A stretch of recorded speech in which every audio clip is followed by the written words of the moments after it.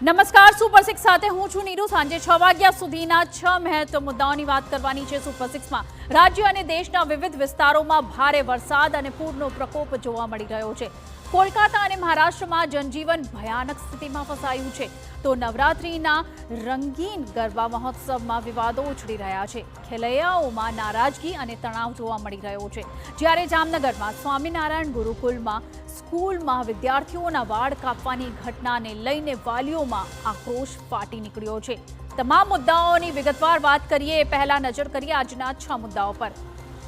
પશ્ચિમ બંગાળ અને મહારાષ્ટ્રમાં ભારે વરસાદનો પ્રકોપ ચાલી રહ્યો છે। કોલકાતાના રસ્તા પર 2 થી 3 ફૂટ પાણી ભરાઈ ગયા છે અને શહેર પાણીમાં ડૂબી ગયું છે।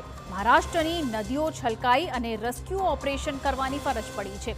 બીજા મુદ્દામાં વાત ગાંધીનગર અને નવસારીના ગરબા મેદાનોમાં કાદવ, કીચડ અને અનિયમિત પ્રવેશને લઈને વિરોધ ઉઠ્યો છે, તો ભોપાલમાં પણ પંડાલમાં તિલક વિના પ્રવેશ પર પ્રતિબંધ મુકાયો છે।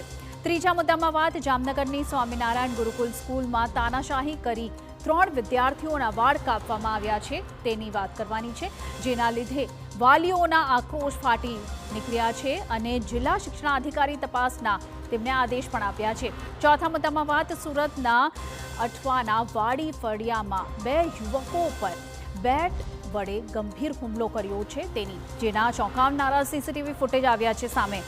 પાંચમા મુદ્દામાં વાત રાજસ્થાનના કોટામાં થયેલા હાઈ વોલ્ટેજ ડ્રામાની। સરોવર ટોકીઝ પાર્કિંગ નજીક યુવક યુવતીએ પોલીસની જીપ પર ચડી શહેર માથે લઈ લીધું। અને સુપર સિક્સમાં અંતમાં અંદમાન નિકોબારના બેરન આઇલેન્ડ પર છેલ્લા 8 દિવસમાં 2 વાર જ્વાળામુખી વિસ્ફોટ થયા છે તેના દ્રશ્યો તમને બતાવીશું। ભારતનો એકમાત્ર સક્રિય જ્વાળામુખી ફરી સક્રિય થતા વ્યાપી છે ચિંતા।